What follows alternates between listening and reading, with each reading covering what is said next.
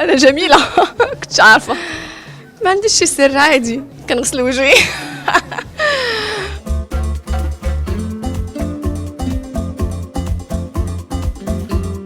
كنغسل وجهي.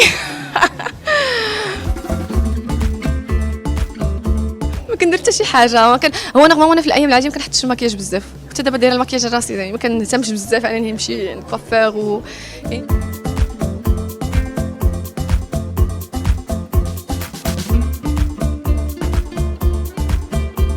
اصلا درت عمليه تجميل النيفي وكنت باغيه نديرها من لاستاراك فاش كنت في لاستاراك. وانا فرحانه كشخص، انا فرحانه ان غيرت بزاف ديال الحوايج في حياتي، غيرت الثقه ديالتي في نفسي.